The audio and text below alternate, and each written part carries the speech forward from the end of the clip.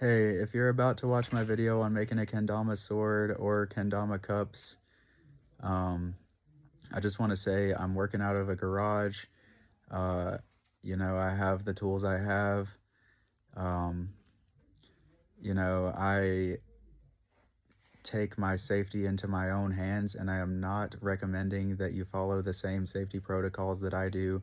They're not the industry standard. They're me in my garage. I'm just showing you what I do to make a kendama. I'm just showing you. I'm not telling you to follow these as instructions. So, if you decide to make kendamas, it's probably wise to take some sort of lathe tool class. It's probably wise to take some sort of like safety courses to deal with it and stuff. I jumped straight into it and watched a bunch of videos, but um, you know, I'm not recommending that you follow exactly what I do. I don't want anyone to get hurt. I don't explain how to use the tools very much. And yeah, basically, I'm just showing you what I do because I wanted that whenever I started. But your safety is in your own hands, just like my safety is in my own hands. Okay, Austin from Bonky Glonkers back again. Just made this spike in a video where I just ramble on way too much and probably bored everyone to death. I might speed up some of the working parts. But yeah, essentially put the blank in, get all of your diameters, and then refine the shape, and then cut it off. And I explained a little bit more about how to do the base cup because that's probably the most complicated part of the entire process. So yeah, now I'm gonna make the cups. And here's our cup blank. First things first, I'm gonna go over to the chop saw and just cut these flat, which you can look up a video on how to use a chop saw or a table saw and just cut these edges flat. Like literally, I'm just gonna put it to where it's cutting off about 1 millimeter and just go wham. So, all right, there we go. So I already made the one that I did for a giveaway. Rocco, congrats, you won it. But this is gonna be one of the ash ones. And here we go. You can see this end is gonna have the tenon. It had a little bit of saw marks on it, and this end, as you can see, is very well seamed up. Like there's basically no gaps. There's that little gap, but it's gonna get cut off. And on this one, I think I'm gonna have to leave the ebony off just to make it a little bit lighter. This is purple heart, maple, purple heart, ash. So I'm gonna just put cup rims on it. And how I'm gonna find the center on this one is a little different because I'm not going straight to the dead center of it. I'm gonna see how much cup rims I want by, this one's got 52.5 millimeter cups. So I know it's gonna fit inside of this circle. And I kinda want it to be mostly ash. So I'm gonna go about here and mark how big the cup's gonna be so I know it's gonna fit on there. And then I'm gonna go to 26.25 because that's half the size of the cups. And it ends up being right on the edge of this purple heart, which is kind of perfect. So we're gonna just mark where the center is gonna be that way, and then we're gonna measure across the ash. It's at 64, so I need to go to 32.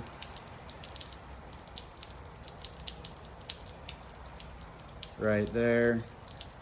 Mark it a little bit. Then I'm gonna take the awl again and press like a divot into it so that this can go into it right on that mark.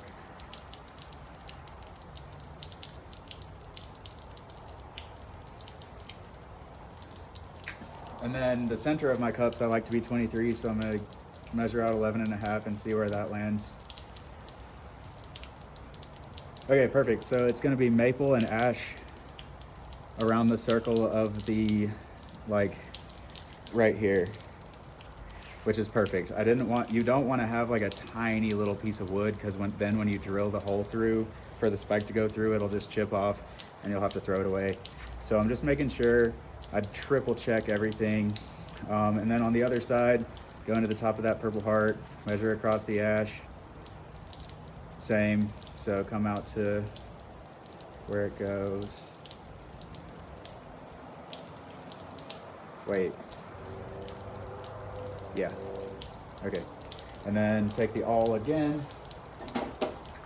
We're gonna mark it right there. Okay.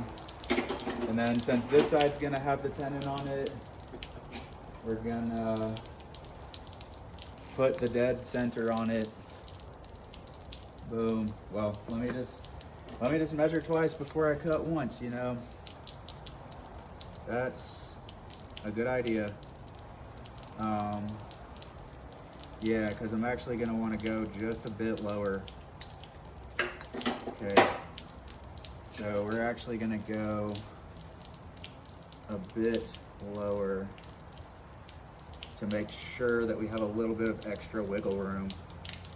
Because not having extra wiggle room and having to work with it really tight, it's pretty unfortunate.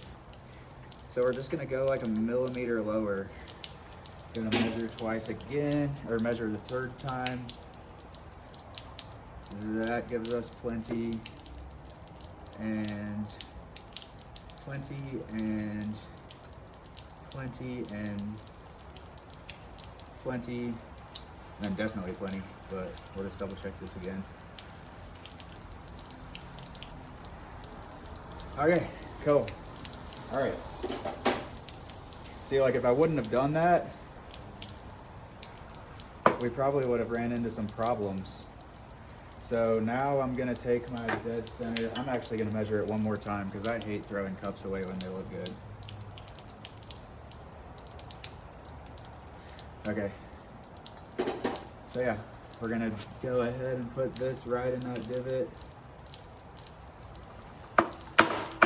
Hammer it in. Okay. Quintuple check this, just make sure it's definitely gonna work, because I just want the weight to be right. That's why I'm going so crazy on making sure this is perfect. Like I try to make sure the weight is right.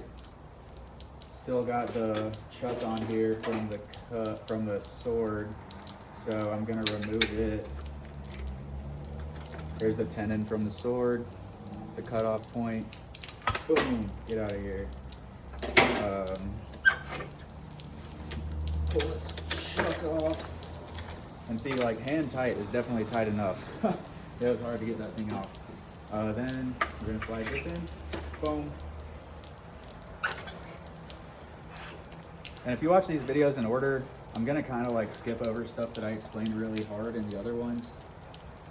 And bring this in, put it right in that divot. Lock it down.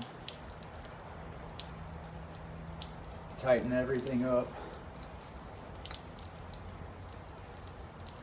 Make sure she spins. We're gonna move our rest in. RIP to this ebony, it's just too heavy. So we're just gonna cut it all off. All right, cool. So it doesn't hit the rest, good. Can like make sure it's really tight. Put on our mask and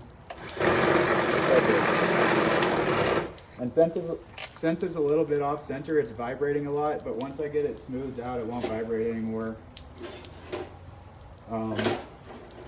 It's like off center, so it's like, you know, it's like spinning around this where the center of the lathe is, but it's not centered, so it has more weight on one side, so it's like rocking the boat. I'm gonna go put a fresh edge on this real quick. Ooh. All right, we got a shiny fresh edge on this. I always try to keep my tools sharp, like I said, especially working with hard woods. This is ebony and purple heart.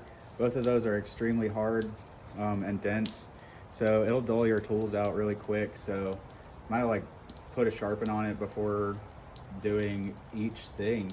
if you can like run your finger on it and tell that it's not sharp, it should be able to just like easily shave your fingernail from the back, like checking a knife. Like if I do that, it like gets little flakes of my fingernail off, and then I know it's pretty sharp. So hood's down, and we're just gonna do the same thing as on the sword and just knock these corners off really slowly.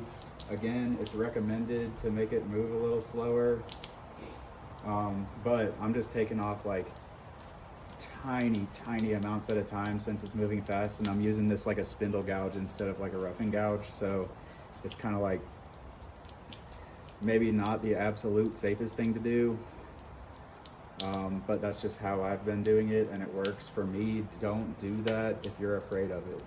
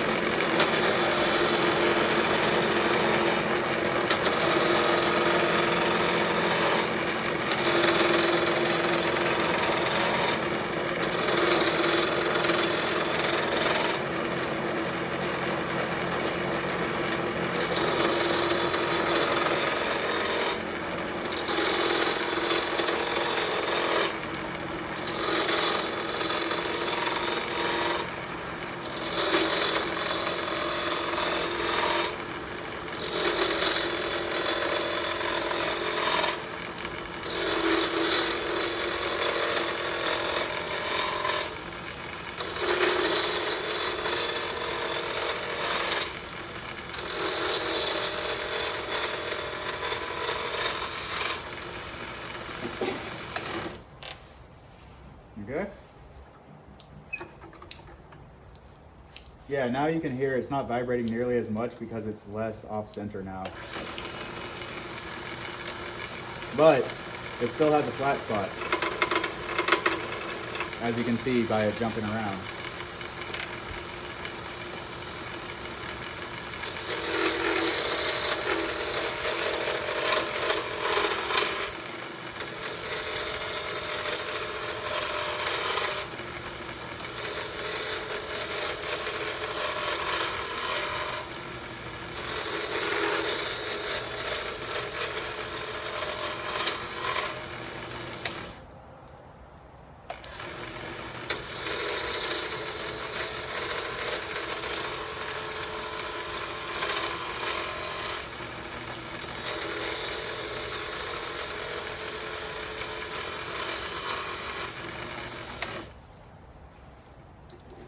All right, let's check it out.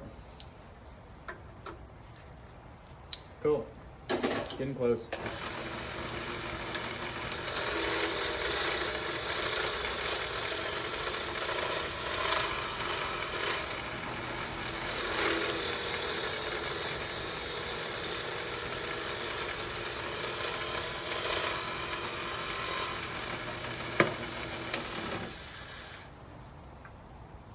All right, we're smooth.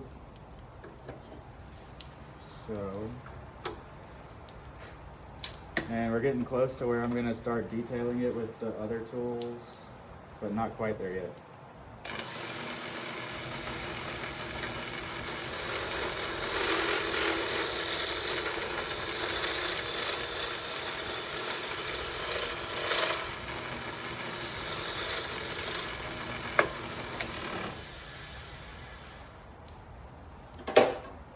Okay, check it out. All right, we're there. So now I'm gonna take my cutoff tool wherever the heck I put it. What? Hang on a sec.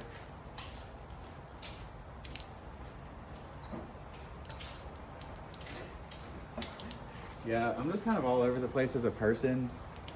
So yeah. Okay, we're gonna flatten out that end and get the edge of the big cup to the diameter that we want it to be, and then we'll go from there.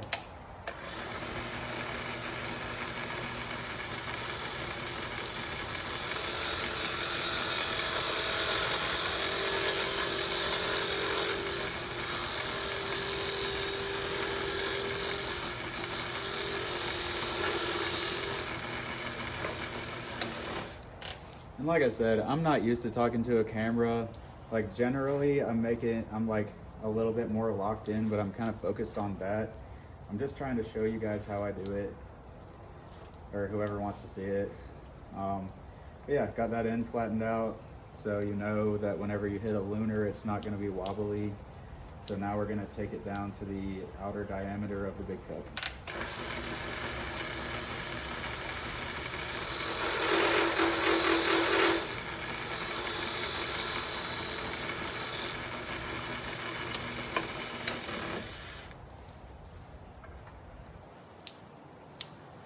All right.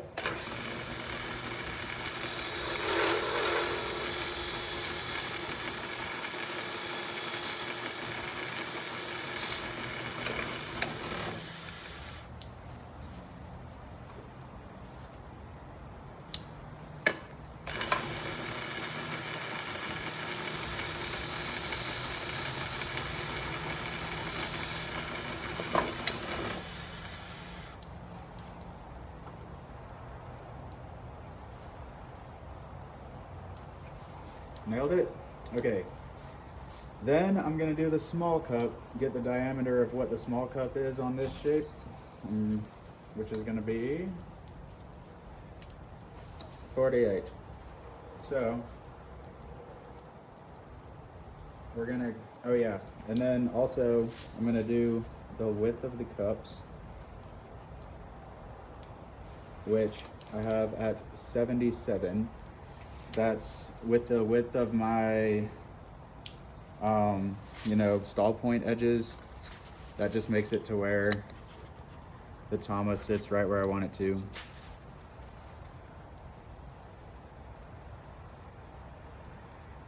So I'm gonna put the caliper at that measurement, lock it, mark it, grab my pencil, go to that mark, and draw a circle. Then I'm gonna take my cutoff tool and kind of just like cut in a little bit, make sure that I got it up this locked measurement.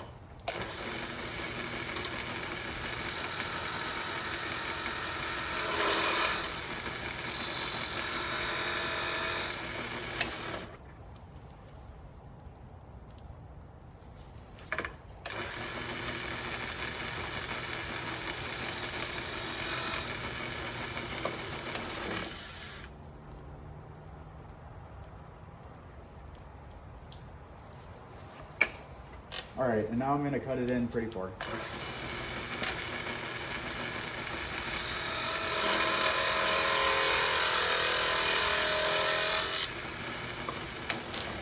You want to cut it in far enough to where you can definitely get the diameter right for your small cup, but not so far that it's weak, because we're gonna put it back in the chuck to carve out the cups, and you do not want it to snap off.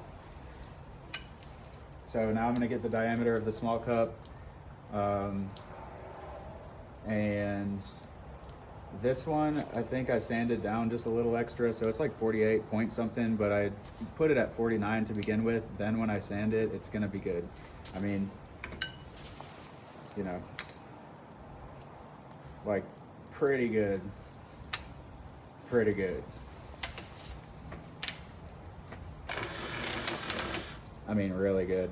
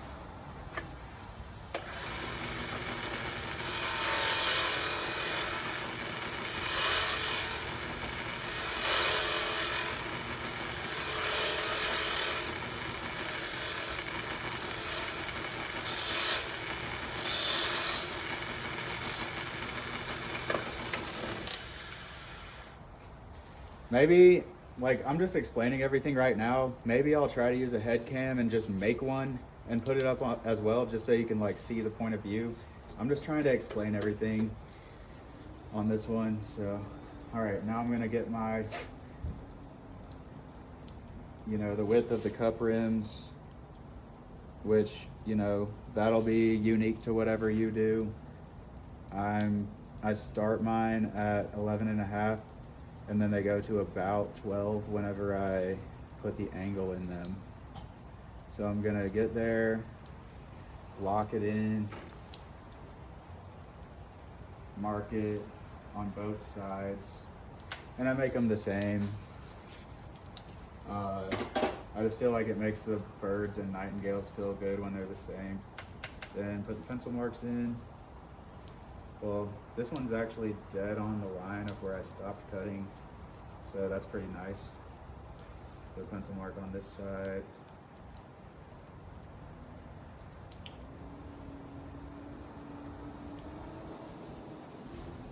Okay, then I'm gonna just put a little notch right there.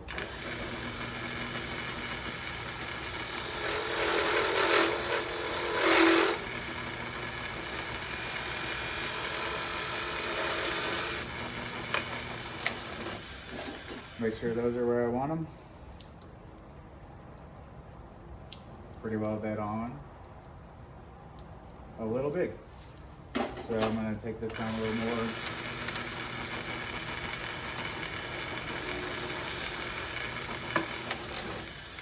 Check it, check. There we go. All right, so now I usually take a bunch of meat out of this with the cutoff tool and then shape it with the carbide circle. So that's what I'm gonna do.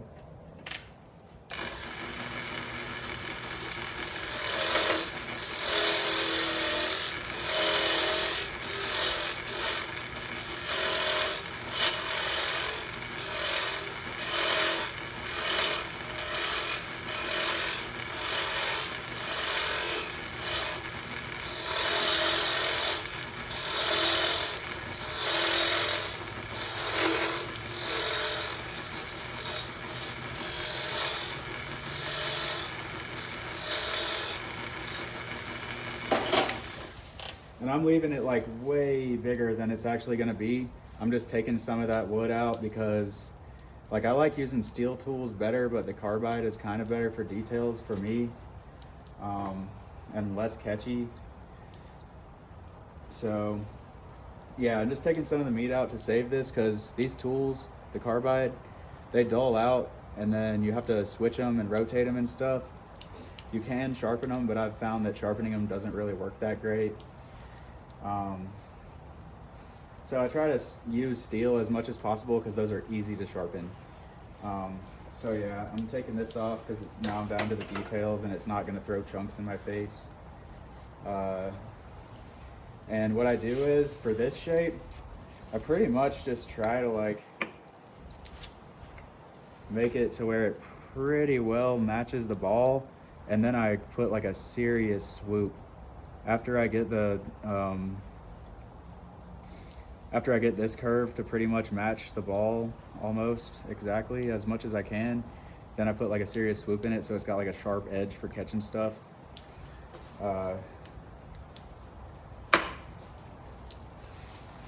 Yep, so I'm about to try to match this curve. I'll be using a Tama.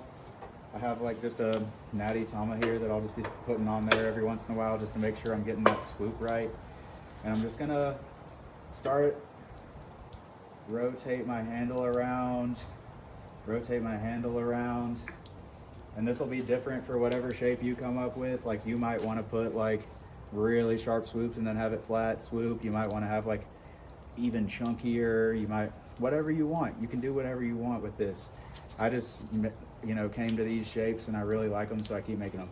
So mine are 22.5 or so, like anywhere from 22 to 23 right here. This one's got heavy wood, so I'll probably go closer to 22 just to make the weight balance a little better with the ash handle.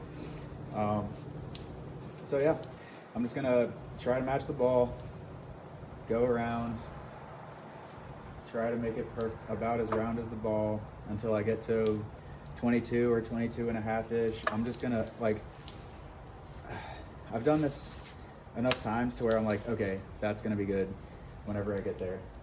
So I do some of this by sight, which, you know, the attention to detail that I use is more like, how well is this exact Ken going to work based on the types of wood that I'm using, and less of like, oh, I need to make sure that I'm within like 0.1 millimeters of exactly the same. I'm using a bunch of different kinds of wood that are different densities and weights, and I just want it to be each Ken to play as well as it can, but be the same shape, if that makes sense.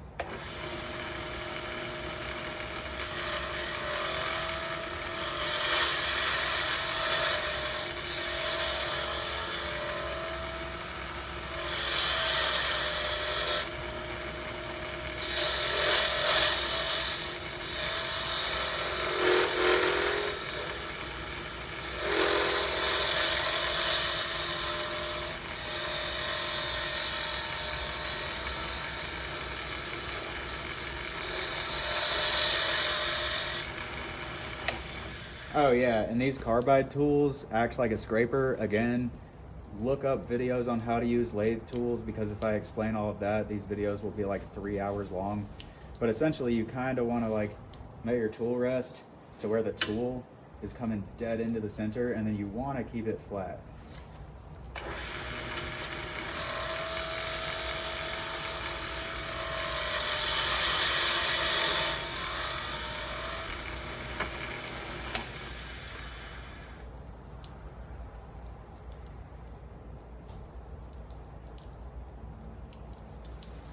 Okay.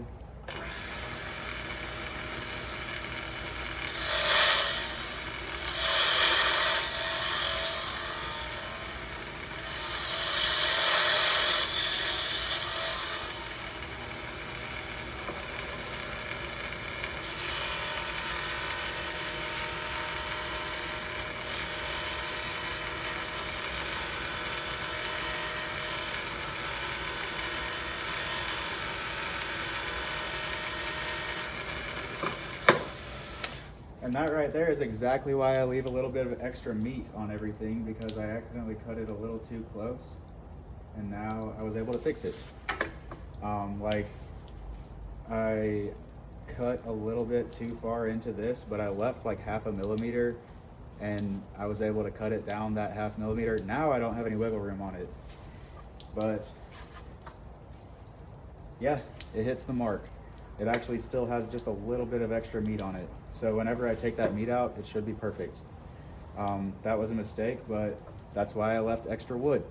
Like, the shape is inside of the wood. If you leave extra and then just like detail it out right at the end, you can fix small mistakes like that. So that's a good example. I rarely ever make that mistake. But since I left the extra 0.5 millimeter on there, I just took 0.3 off, and now it's back to the right diameter.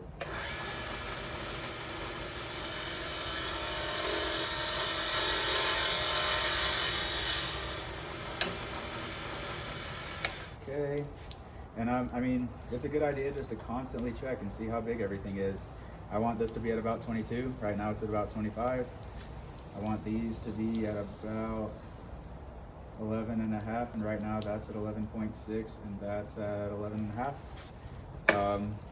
So I have a little bit of extra wiggle room here to put that swoop in, but not here, so I'm gonna have to be careful when I put that in.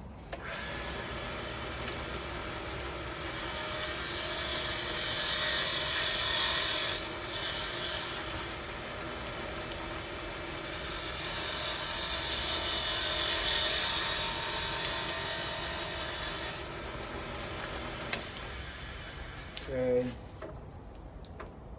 working pretty good. Still got 2.5 millimeters to take that down.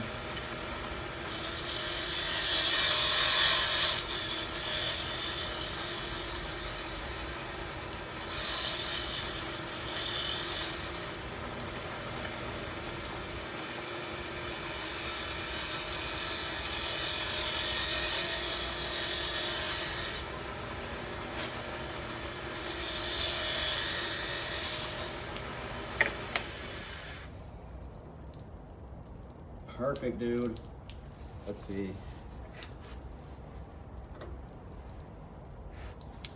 10 on.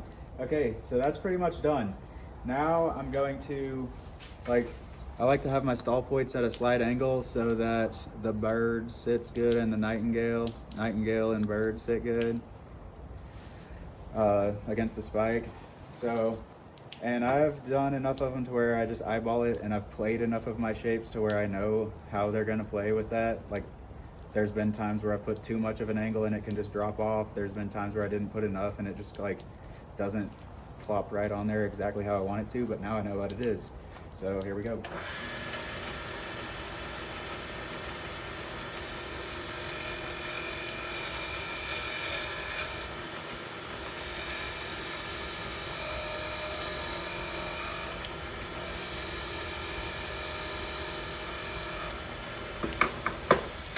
Boom.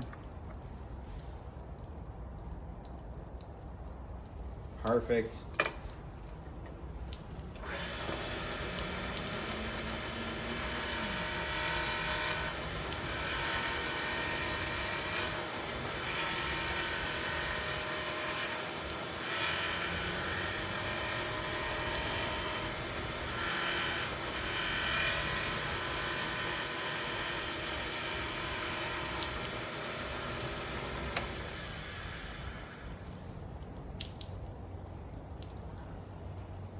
Boom. Hell yeah. All right, and as you can see, well, I'll show you in a minute. This thing looks really good, man. I'm stoked. All the measurements are just about how I like them. So now I'm gonna sand it and finish it. I'm gonna carve the tenon and then I'll show it to you.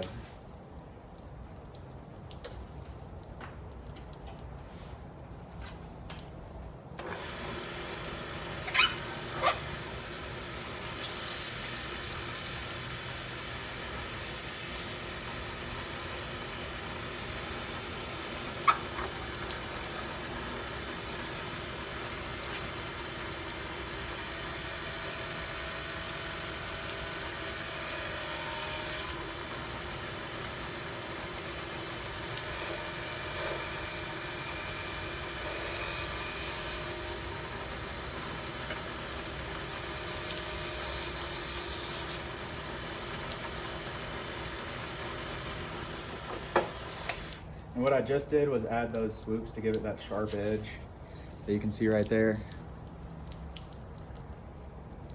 on the very edge on the back.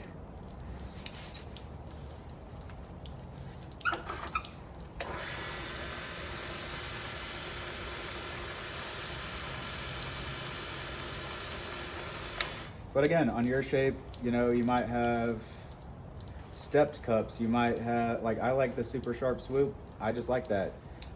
You might have stepped cups. You might have chunk cups. You might have whatever you like in your ken. And that's so cool. All right, perfect. And the inside of the cups, I do put a fine finish on it. Or like, you know, the swoop inside of the Serato.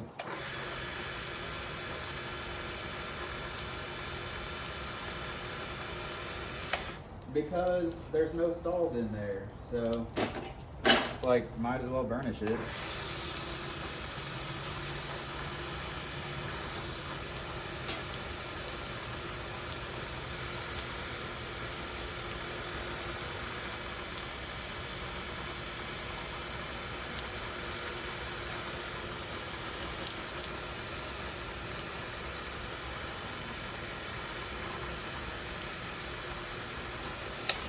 And if I get a little bit of that burnishing compound on the edges of the cups, I'll just take a little bit of sandpaper,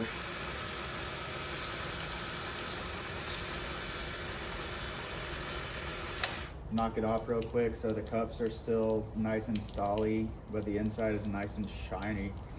Now I'm gonna cut the tenon. And I didn't leave myself a ton of wiggle room on this either, so I gotta pretty much hit it perfect on the first try, or else these are trash after all that work.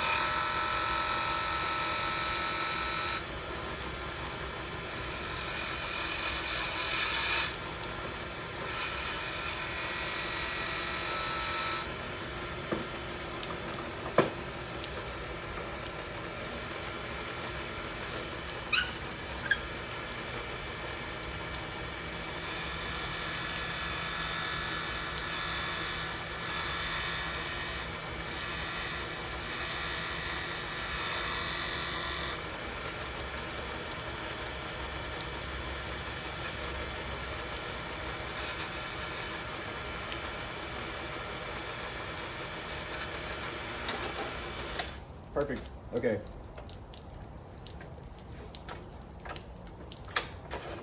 So you should watch the sword video first. I explain a little bit more about the tenon, but there's the one on the cups. As you can see, it's a dovetail with a platform for the truck to rest on. And here's what these ended up looking like. So cool. Like that X is gonna be right on the bottom, so when you flip it, you'll see it coming around. These, like, it's gonna be a little less heavy than the giveaway one, and stuff. But yeah, now it's time to carve out these cups, and I do it the same way I did the base cup on the other video. So I'll probably just kind of like put a little bit of quicker speeds into this video at this point.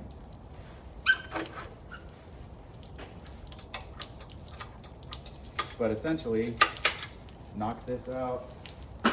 We don't need the tailstock anymore, so I'm just gonna take it off. Okay, grab the chuck,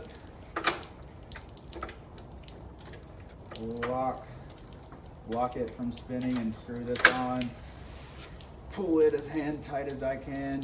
Like if you want to though, there is a hex on the back that you could take like a wrench, like a crescent wrench, and just tighten it as much as you want and loosen it whenever you take it off. I've just found that like I can just really crank it on there. That was silly, but I'm silly. Okay, then like I try to get the dust out. You really just want everything to be as tight and clean as possible. This shop is a wreck because I've been putting out a lot of Kens. And I'm gonna clean it soon, but I got like 8 more to do in the next like 3 days. So yeah, pull it in there as tight as you can. Rest that platform on the chuck jaws. Crank it. Make sure it's smooth. Wow. And then cutting the tenon right the first try is almost critical, because if you don't, like if it's wobbly at all, you're gonna have to put it back between the centers and recarve the tenon. And I'll just show you. Like if I mess the tenon up, from here to here is how much wiggle room I have to cut another one. So that really wouldn't work out. If I didn't nail that, I would have had to start over on these whole cups, and that would be so sad because they look so cool. Okay, so pull it into the chuck jaws as tight as you can with that platform. Crank it, make sure there's no gaps. Crank it, got it nice and tight. Zero wiggle, absolutely, sir. And then we're just gonna carve out this. And again, you can use a scraper. You can use anything you want. I just use the corner of the square to kind of like hollow it in. I'm making sure to keep it with a good cup rim, and I'm making sure to keep it thick right under that cup rim. It's really easy to accidentally make it thin. So like, these are some finishing details. It's really important to lock in, so I'm probably not gonna keep talking so much and just kind of carve these. But basically I take the corner and just slowly, you have to drag it right across the absolute center line or else it'll start to catch, and that will just destroy it in 2 seconds. Then once I get it deep enough to where the Tama fits into it, then I take the circle one and do the exact same thing, but starting in the middle, going out a couple times, then I sand it, then I burnish it.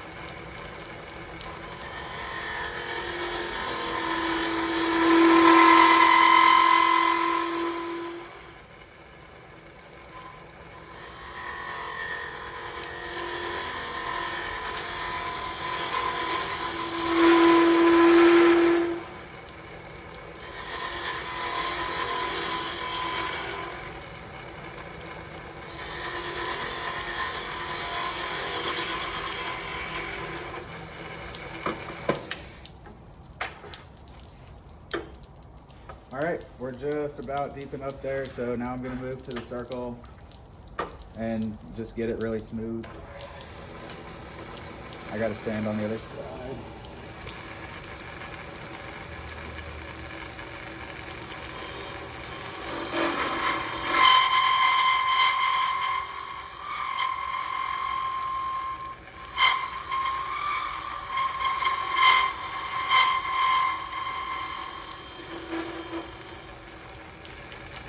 All right, that's really close.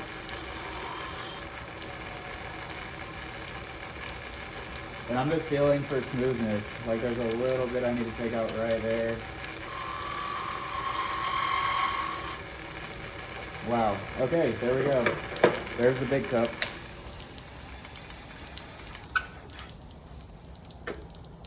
All right, and then you can check it with a Tomo. Make sure that it's like, that it doesn't hit the back. You can ask Rocco. I gave him one at Battle at the Border and I just checked it. I guess I didn't realize that it was just wobbling in there, but this one's good. So, and every single one since then has been good. I don't make that mistake twice. So yeah, now I'm gonna take a little sandpaper and do circles, little circles all the way around it. If you don't, it can get wavy in there and you don't want that.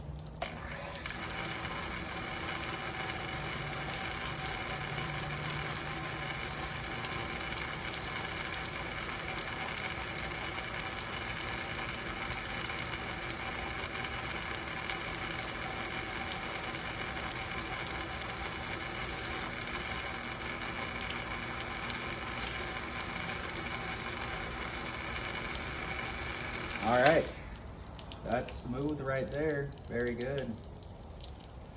You're gonna burnish it.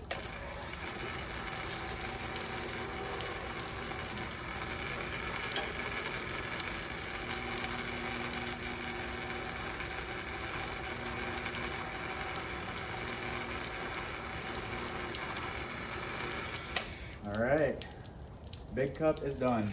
So now I can take my cutoff tool and cut this all the way off. I'm gonna cut it off the tenon. We got the big cup carved. The small cup is the only thing left to carve into, and we'll get that smooth and nice too, to where that ball just fits perfectly in there, and just like you can tell, it's gonna lunar like crazy. Left a good cup rim on there too, because that sharp inside edge just, the lunar's just smack on this bad boy, like, woo. Yeah, man. But yeah, we'll take our small cutoff tool and cut this off. Which, this is the narrow cutoff tool. I use it to cut these off just because. Oh yeah, and on these, like you see that bevel, you wanna like start it by riding the bevel and then poke it in and then push it to the middle.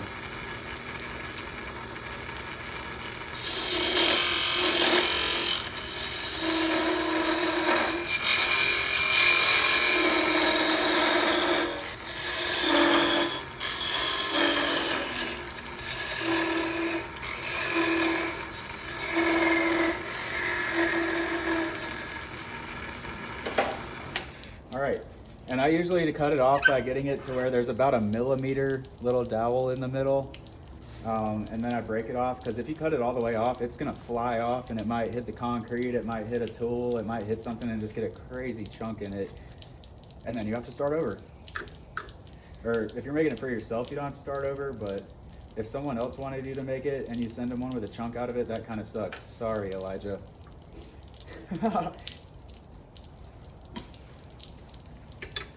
But I mean, for those purposes, I was just letting them check out my shapes. It wasn't like a player. It was like a, hey man, see what you think. All right. I need to get to now this strip of leather, because I'm gonna flip this around, put it in the chuck and tighten it. And if you do that without a piece of leather around the cups, it'll put like some nasty chunks out of it. So I'm gonna put this leather around the inside of the chuck jaws, and I've got it big enough to where it covers the chuck jaws completely. and I just like, I also do some leather working sometimes, so I have this huge piece of leather and I just like chop the pieces I need out of that. But yeah, so if you did everything correctly, it should run smooth here too. Like this cup rim should be flat and it'll go flat against the back of those jaws. Again, if you didn't cut it off flat before doing anything else, it's not gonna work. It's gonna be wobbly. You're not gonna get this like a uniform cup rim. You're gonna have to either start over, or if you're playing it yourself, you're gonna have to deal with an uneven cup rim, which is just kind of not cool.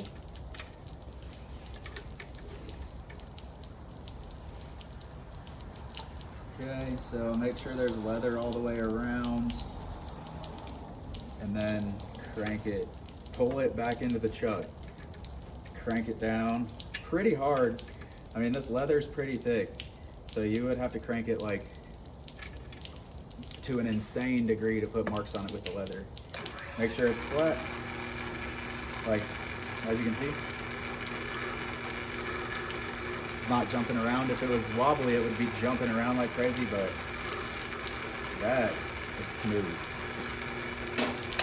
Yep, that's smooth. I don't know if you can hear me when this is on, so yeah, you just want it to be smooth. You don't want like it to be jumping around. You don't want it to be wobbling at all. And then just like one more little tightness. Okay. And you do want it to be really tight because that leather makes it to where it's not quite as gripped, but it's still gripped really nice as long as you get it tight enough. Okay. Now, same exact thing as the big cup, so I'll probably speed through this part on the video.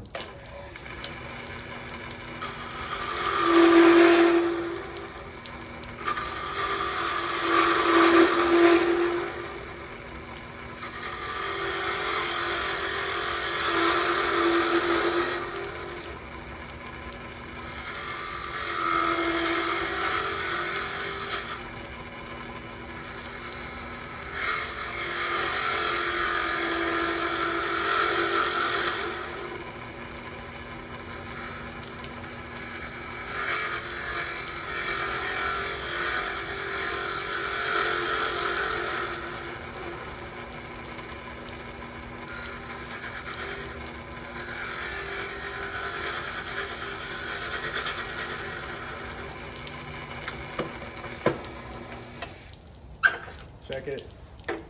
Perfect. Bust out the circle.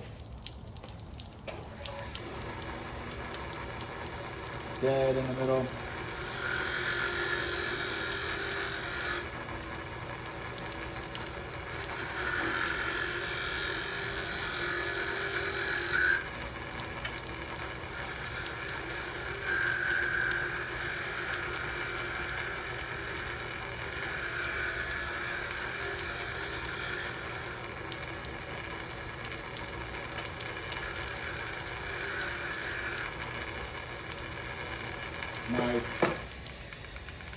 Nice and smooth.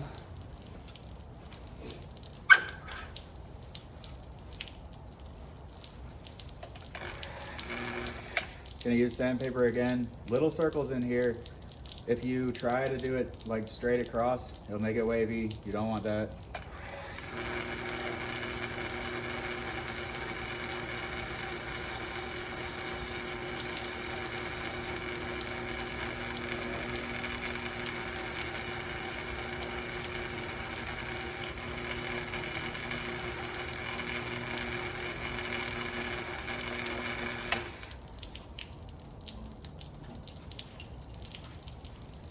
Okay, and then I'm gonna burnish it.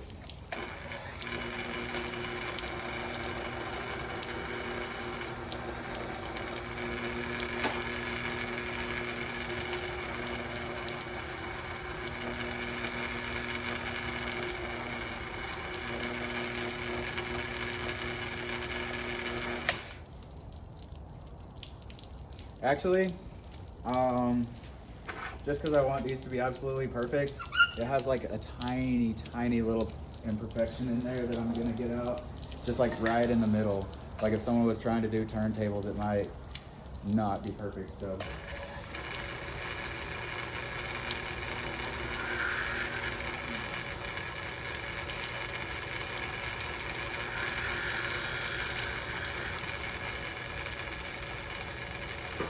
That's more like it. Okay, little sand in the middle.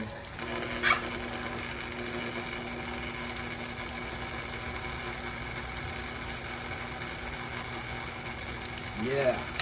All right, yeah, that's absolutely what I wanted.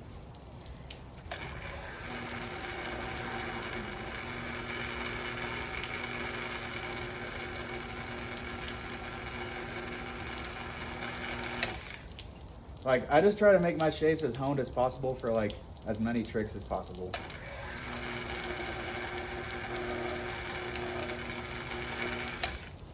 And take it out of the chuck.